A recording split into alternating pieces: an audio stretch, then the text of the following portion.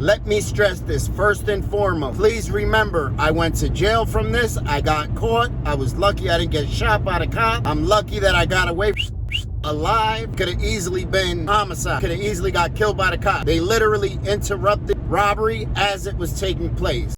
What's going on, y'all? My name's Frank. Welcome back to the channel. So in one of my last videos where I explained to you guys I did to get certified as an adult when I committed the robbery at Burger King and I got away, and I told y'all it was a hell of a mission to get away, I'm gonna give y'all that story. Here goes the Great Escape. So I'm just gonna summarize real quick to let you know, just in case you didn't see. The link to part 1 is gonna be in the description of this video. I was 15 years old, starting a new school, 9th grade. I wanted to get money for clothes. Mom couldn't afford it. So I got the bright idea, go commit an armed robbery. I thought it was a good idea. Rob Burger King when they go deposit their money bag in the bank at the end of the night. I had a friend that worked there. He put me down on the whole scoop. Every X amount of days they would go and deposit the money in the bank. Be $15,000, $20,000 there. Let me stress this first and foremost. Please remember, I went to jail from this. I got caught. I was lucky I didn't get shot by the cop. I'm lucky that I got away alive. Could have easily been homicide. Could have easily got killed by the cop. They literally interrupted robbery as it was taking place, as it was finishing up. So I could have definitely got shot by the cop. So mind, we go do the robbery. As I'm running away, I'm going across. It's a small highway, 2 lanes one way, 2 lanes the other way, 4 total lanes. As I'm running across the 4 lanes to get to the getaway vehicle, and it's about 2 o'clock at night, so there's not a lot of traffic. When I run across, I get caught in somebody's headlight. Guess whose headlights it was? State troopers just happened to be making their rounds. 2 weeks, somebody robbed Kentucky Fried Chicken and shot the woman in the face. So they knew people were looking at these places to rob them and get their money. Once again, as I say, me, 2 other friends, 3 of us total. I secure the bag. I start running across the highway to go to the getaway car. I get caught like a deer in headlight. Whose headlight? A trooper's headlights. As soon as I see him, it almost didn't register that I'm committing this robbery. I have a black ski mask on, dressed in black from head to toe, and here I am staring at a car, and it's a police car. Not only a police car, state trooper. He's looking straight at me. When I ran and I seen the state trooper, I sort of stopped because I didn't know if I should go back where I came from or keep on going. Mind you, the 2 guys behind me, they probably didn't see the police car yet, so they literally run straight past me. When I see them go, they start going left. I said, well, fuck it, I'm going right. No use in all 3 of us going the same way. So I start going right. So the cop starts chasing me. It was 2 of them going that way, 1 person going this way. I was the first person he sees, so maybe he said, I'm gonna ride with him. I don't know if seeing the money bag, you know, what he could see from his point of view, but I know I could see him in his car. Follows me. I make it across the 2 lanes. I cut through a parking lot. The first thing I'm doing is I'm looking for a place to stash this money bag. I didn't want to hide it anywhere. I wanted to hide it somewhere good where my intentions was, as long as I don't get caught with this money bag,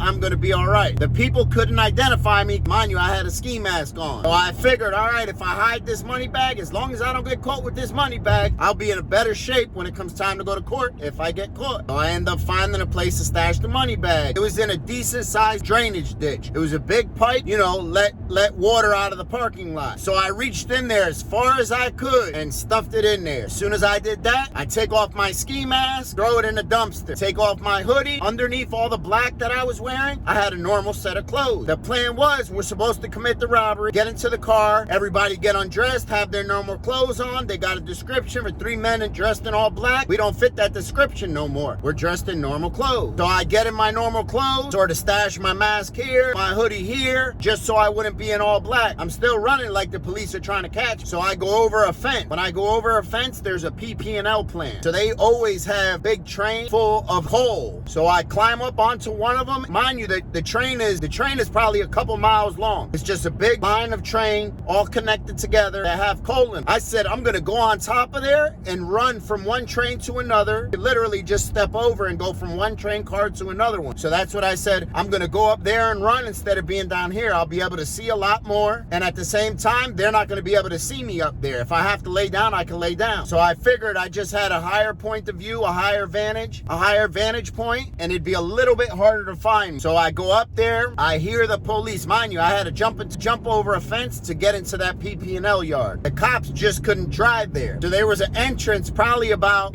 maybe about 300 or 400 yards from the place I jumped over the fence. I'm on top of these rail cars trying to run, and it's not easy whatsoever. Cold, so I'm slipping, I'm twisting my ankles, I'm falling. I have to be super careful. If I end up slipping and falling off this car, I'm gonna be hurt, laying right there with a broken leg or a broken arm. So I'm trying to move as fast as I can without risking falling down and getting hurt, which is not that fast. Believe me, what I had in my head was I'm gonna go up there and I'm just gonna start running, be speedy. Wasn't that at all. So I kept on slipping, I bust my knee up, scratch my arm, and then I see the cop come into the entrance of PP&L. First thing I did is I just laid down. I was like, all right, I'm gonna try to dig, this dirt and these rocks over me a little bit. There was no way that was happening. It was so firm and so hard. So I laid down there and I can hear the cop. They were walking. I could hear their car at first. They got out of their car. They got with the security from PP&L. I don't think that the cops seen me jump the fence, but they might have just did process of elimination. Look, let's check over here. Mind you, I still don't know what's going on with my other two friends committed the robbery with. I just know they went left and I went right. So I hear the cop. I can hear their radio. I can hear everything. They're just below me. They're looking around. I hear him get out of his car. I hear him start talking to each other. He asks the security guard, hey, did you see anybody? Security guard, nope, just a normal night. I hear him. I hear something come over his walkie-talkie saying that they spotted somebody. He hops in his car and takes off. The car leave, and then I hear the other car leave, which is the security guard. So I peek my head out. I don't see anybody, so I keep it moving. Keep on going from one train car to the next train car, trying to stay low so they can't see me. I do that for what seems like a half an hour, 45 minutes. I made it a decent way. Then the train cars finished up, so I had to get off. I got off the train car. Now I get out of PP&L's property. There was almost like a little ditch with a creek. So I go down there and I start walking through. Mind you, full of water. The water is absolutely freezing. In the middle of summertime, so it's not freezing outside, but the water is cold. My socks are filled with water. My pants are filled with water. But I said, at least if I crawl in there, I can duck down. I see the cars and they really can't see me because I'm lower than the street. So I continue to do that. Once again, I see a cop car come up and I sort of lay down. I see them with their spotlights looking around. He takes off. I go back. I start taking off. Continue to do this. Mind you, where we came from, where we lived at was left. That's the way they were. So that city has a reputation of sort of trouble. So that's what they automatically assumed. These guys had to come from that city. Where I was going is where my girlfriend lived at. Girlfriend at the time, apartment complex, 18, 19 years old, had her own apartment. So I said, I'm going that way. The other guys, they went left. Wrong move for them. So I keep on, start heading back there. And mind you, the place I'm going to, little college town, nice, rich. I just figured I better keep on going that way. They're gonna go to the left and they're gonna go and think we came from that city because that city's known for trouble. I happen to make the right decision. So as I enter the town my girlfriend lives in, I see their police, and their police are out. I can see a whole lot. I can see so much more than the police can. Now, and being on foot, I'm laying down in fields every time I see a car. It was about 2 o'clock when we committed the robbery. By the time, and I was running for probably a good hour and a half, 2 hours. So I end up back at my girlfriend's house. Naturally, I was scared. I didn't know if the other guys got caught. I didn't know what happened to them. I was extremely scared. I was scared to knock on the door. I said, man, are the cops watching? Did they catch the other guys? Did they tell on me? Do they know where I was going? So I just keep on watch,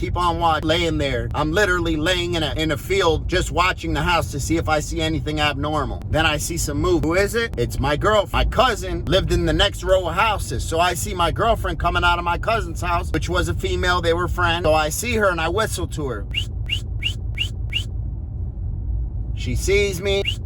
She comes over. She's like, yo, what are you doing? As soon as I stood up, she seen me. My elbow was cut up. My knee was cut up. My cut up.